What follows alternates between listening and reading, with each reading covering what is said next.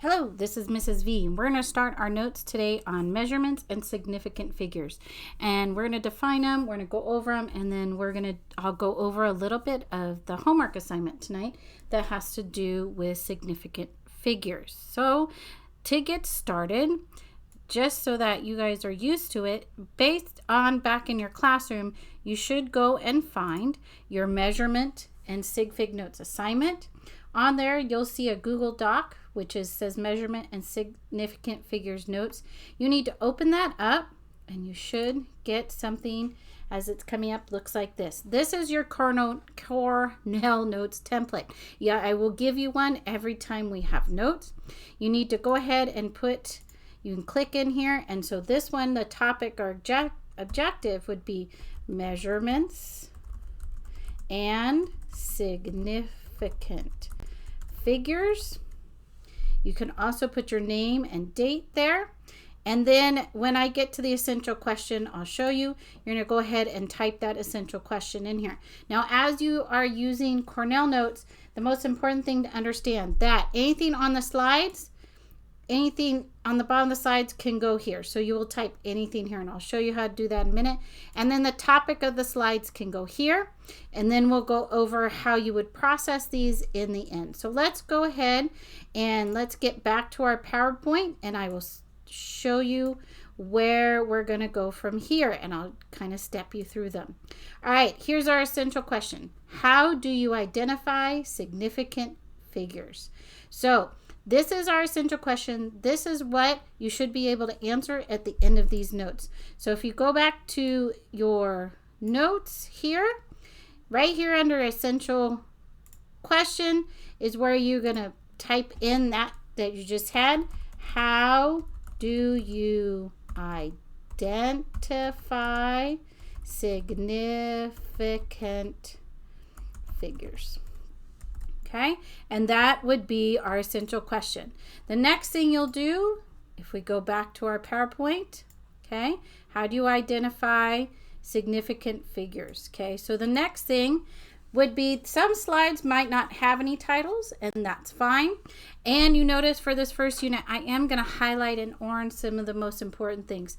So these, because there's no title to this one, okay, I'll give you an example. Let's see. This would be the title for the next one. So on the last one that you just had, you would write down your notes in the right column.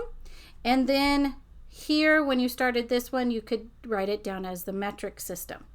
Okay, and the metric system would go, so I can tell you. So you can see, hold on, it says measurement, quantity, both number and unit. So example would be 100 grams. So you could take those notes that I have there, and you could make a sentence. You could just type the sentence as well if you wanted to. You could say, a measurement is a number and a unit. Example, 100 grams. Okay, and you wouldn't have any questions or topics to that. You could go click over here, and then the next slide you'll notice it'll say metric system, and you would type in here, and you can bold it if you'd like. And the nice thing is it'll tell you if you did it wrong, right? Metric system. And you can bold them. Now you don't have to do it while you're taking your notes. A lot of times what you can do is go ahead and just get those notes down. Okay, so the titles of your slides will go over here, of the slides, and then your notes will go over here. And then you would continue on over here, so you can keep taking your notes. Remember, in the first thing as we're going, the most important thing is that you just get the notes down. Okay, and some of you are going to be able to do it with me, some of you aren't. So just have it up, start working on it with you, and work on Zoom. So this is kind of just an introduction of how you would do this. Okay, so let's get back to our notes and let's get started. Okay, so as we just put in our notes, a measurement is a quantity that has both a number and a unit. So a measurement, it can't just be 1, 2, 3, 4. That's not a measurement. It has to be 1 inch, 2 inch, 3 inch. It has to not only have the number, but it also has to have that unit. It is huge to have those units. So here in chemistry, that's the biggest thing. I know math teachers probably say it too. Units. Always put the units. I don't know what you're talking about until you put those units in. Okay. So the metric system, this is just kind of a background of what the metric system is. The system is what we use in science, and it's exclusively what we use. We do not use inches or feet or anything. It was originally created from a cube, and it's by the measurement of a cube. So it's how much, okay, a 10 centimeter by 10 centimeter by 10 centimeter cube, it fits 1 liter of volume. So this is 1 liter of volume of water, okay? And that's kind of what it's based off of, okay? And you have 10 centimeters by 10 by 10 gets you 1,000 centimeters cubed. And 1,000 centimeters cubed will equal 1,000 milliliters. And this is just some background information, okay? And 1,000 milliliters equals 1 liter. So these are where they actually started the whole, how they defined everything and how everything worked together. And if you notice, it's all in what we call base tens. And why is it in base tens? Because our cube is 10 by 10 by 10. But also, the places on your numbers are in base tens. So it's much easier that if I say, okay, well, we're going to divide it by 10, of course, you just get rid of a 0. So it kind of helps you remember, and I'll help you with some of your vocabulary on how to learn, like milli, M-I-L-L-I, usually is 1,000. This is centimeters cubed, so that doesn't work, but centi, C-E-N-T-I, is also century, and that means 100. Okay, so this is the biggest one, and I will give you all conversions for the test. And of course, your open book, open note test, but you will have all of the conversions for your exams. Okay. All right, so this is what we use. So these are our metric units, and our metric units are in multiples of 10, and we call them the 5 SI base units. So this is a big thing. I really would like you to understand these, and as you use them, you'll get used to them. But if we're talking about length, it's in meters of some kind, centimeters, millimeters, meters. So if you ever see a number in meters, you know it's the length. Mass is in grams, and we designate it as a G. Temperature, we use kelvins, and we'll learn more about that later. And we use a uppercase K. Time, we use seconds, minutes, hours still. And seconds is an S. And in volume, we use liters and an L. So if you see an M, a small m afterwards, then you know that's meters, and you know it's a length. If you see a small g, you know it's grams, and you know it's a mass. So it helps you identify, and as we're working through some of these equations, this is going to be extremely helpful, okay? So the measurement length on a ruler. So we will always use the measurement on a ruler, okay? That's going to be in centimeters. We will not use inches. So we have 1 centimeter, 2 centimeters. This is half centimeter. But also, if you notice, if you've ever looked at a centimeter ruler when you're measuring, there are actually 10 lines. So 1, 2, 3, 4, 5, 6, 7, 8, 9, 10. These are each worth 0.1. So something measured to right here where this dot is, I could say, well, it's 1, 2, 3, 4, 5. It's 0.5 centimeters, okay? If I say it measures to here, maybe the second line past the 1, this is 1.2 centimeters, okay? So it's really easy to use decimals, much easier to convert. We don't really have to use fractions very much with this, okay? This is just another version of a ruler. So units and quantities, what can we use? We have length, which is in meters, which we just talked about, right? And so this is one of the conversions. 1 meter equals 100 centimeters equals 1,000 millimeters. I will give this to you. This is in your notebook already, but it's always good to write it again. Okay. Milli again means 1,000. Centi means 100. So that's how that works. And then 1 kilometer actually is 1,000 meters. So it's even bigger. So you've got millimeters and centimeters, which are smaller, and kilometers are even bigger. Okay. All right. One of the things we will use when you're in class could possibly be this balance. Now, most of the time I do have some digital scales, but when we get back into class or when you're in class, I will actually show you how to use these balance scales, okay? Another thing we'll measure is the volume. So we will have some practice on looking at volumes. And one of the biggest things here is you'll probably hear this a lot, look at the meniscus.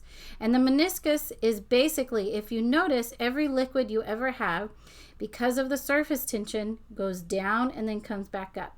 And on the sides, it's higher than in the center. So this is actually, we want to use the lowest number, the meniscus down here, the bottom, and this is where we want to take our measurement from.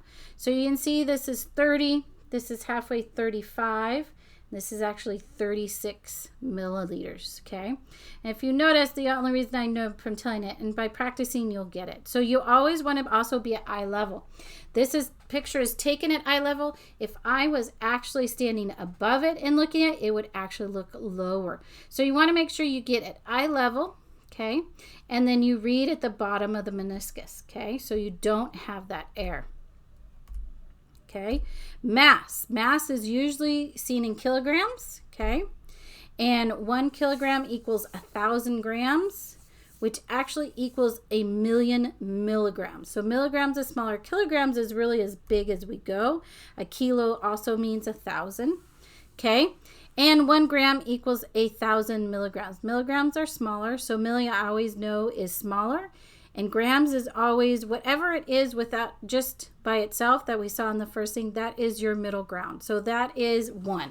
So I know milli is smaller because just like a millimeter, or just like if I think about a millipede, they're very small. So they are actually smaller. So that's why it's 1 gram is bigger than milligram. And I know kilograms, and this is just practice, kilograms are smaller, are much bigger, so they hold a whole lot more grams, okay? Luckily, I'll give all these to you. You just have to learn how to use them.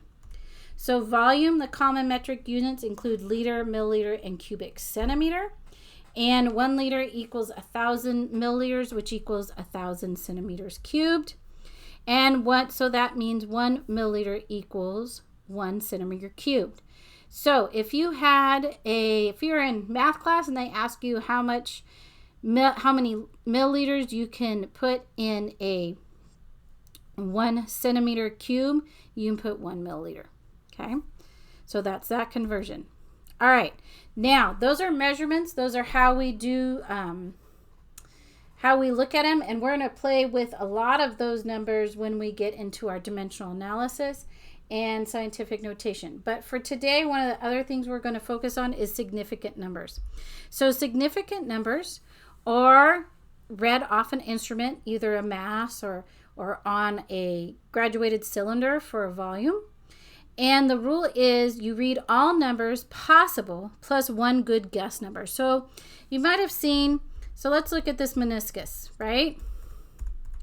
So if we look at this meniscus, I can see that it's right here. So I said 36, but I also noticed, well, it looks pretty even, but it might be a little bit higher. So I could say maybe it's 36.1, right? Well, 36 would be the numbers that I know for sure. And then that 0.1 would be my guess number, okay? And so when you're talking about significant figures, you only have, as it says right here, 1 good guess number. You can't have 2. I can't say 36.12. No, because that 0.1 was already a guess, so I've got to leave it at that point. So just like these numbers here, I have 16, which I must know, and then that last number is my guess number. Here, I would have 14.2. I know these for sure, and this 1 would be my guess number. So you'll only get to guess 1 number, okay? So a couple rules. and identifying significant figures, telling me how many significant figures. Why the heck do we use this? We use this significant figures to tell us how accurate our measurements are. Okay, the more significant figures I have, the better that measurement's going to be, the better my data is going to be. So if I only have one significant figure versus if I'm looking at another lab that maybe has 3, I'm going to rely more on the one that has 3 significant figures than the one that has 1. Okay, it's more accurate. So the first rule is all non-zero numbers are significant. So anything from 1 to 9. Our second rule is leading zeros, and I'll explain these a little bit more, are not significant. And leading zeros are the zeros in front of any non-zero numbers. So any zeros in front of 1 through 9 are not going to be significant. The third rule is zeros in between non-zeros, so are always significant. So any zeros between, so if I have 1, 0, 0, 9, those zeros are going to be significant. Okay. Our fourth rule, zeros at the end of a number with a decimal point are significant. So if I had, let's say I had a number of 100, but I didn't have a decimal point, okay? In a minute, you'll learn those zeros aren't significant. But if I had 100.0, then those numbers after the 1 are going to be significant, okay? Also, any numbers with and zeros at the end of a number with no decimal point are not significant. So zeros at the end, it's almost like they're placeholders. If there's no decimal point, then they're not significant. Okay, because that tells us, that decimal point tells us, yes, I know that is a 0. If there's not a decimal point, it tells us, oh, okay, yeah, zeros are there. Okay, they're kind of placeholders. Okay. So let's look at a couple ones. So rule number 1. So rule number 1 says all non-zeros are significant, such as our example here, 56.11. So this all had, there's no zeros at all, so this would have 4 significant figures. Rule number 2, zeros at the beginning are not significant. So I have these and I have all these zeros. I have 3 zeros here. They are not significant. So I actually only have 2 because these are my only non-zero numbers, and they're after all, and these zeros that are before are not significant. It does not matter about the decimal point. Remember, the decimal point only matters for zeros at the end of a number. Rule number 3, all zeros between non-zeros are significant. So we have the 0 in between 2 non-zeros. So we would count it. So 1, 2, 3, 4. And actually that is wrong. That should actually be, so we will actually correct that as you guys are sitting here. But this should be, okay, a 4. Okay. And so all non-zeros between non-zeros, okay, and we should put on there, are significant. Okay. Okay. Then the other thing we see is rule number 3. All zeros between non-zeros, we just did that one. Zeros at the end of a number with a decimal point are significant. So I see here I've got some zeros at the end, but there is a decimal point, so they would count. But remember, the zeros in the front wouldn't because of rule number 2. So I'd have 1, 2, 3, 4, 5. Okay. Rule number 5 is zeros at the end with no decimal point are not significant. So I have some numbers here. This is a little tricky because I also have a 0 between non-zero numbers. This one's significant, but these are not because there's no decimal point. So here I have 3. Okay. All right. So we will break out in teams, but I want you guys to kind of look out, and I want you guys to kind of discuss really quick, what do you guys think, how many significant figures in each one of these? So team 1 is going to get 43.85. Team 2 is going to get this one. Team 3 will get this one. Team 4 will do this one. Team 5 will do this one. And Team 6 will do this one. So we'll take a minute. You can pause the video, see if you can get them, and then I will give you the answer. So pause now. Okay, well, hopefully you've gone back and you've been able to practice this. So let's look at number 1. Number 1 actually has 4 significant figures. 1, 2, 3, 4. This second problem has 4. 1, 2, 3, 4. This zero counts if it's between non-zeros, but the beginning ones don't. The third one has 2. 1, 2. These on the end don't count because there's no decimal point. The fourth problem, there's 6. These in the front don't count, but I have all these in between. So 1, 2, 3, 4, 5, and 6. Fifth one, this one has 3 because it's between non-zero. So 1, you count them all. 2, 3. And this last one has 4. We have 1, 2, 3, 4. If you notice, there's a decimal point, so that fourth 0 on the end is going to count, but still the beginning ones won't. So if you guys still have any questions, please get a hold of me, okay? So right now what I want you to take time and do, you're going to write your summary. So you're going to go back to your notes and you're going to process them. You're going to highlight important information. You're going to underline any vocabulary words or words you don't know, unknown words. Then you're going to write in that left column any questions or personal connections you may have with the notes. And personal connections might be things you learned before or things you remember, things you can kind of join with those notes to get you to remember them. And then at the end of that, you're going to write a 3 to 5 sentence summary using your connections and important information you processed above. When you have finished that, then what I want you to do is I want you to go ahead and you are going to process, you're going to turn these into the Google Classroom assignment, okay? So when your notes are done, okay, when your notes are done, you're going to attach them after you've written your summary to the Google Classroom assignment, okay?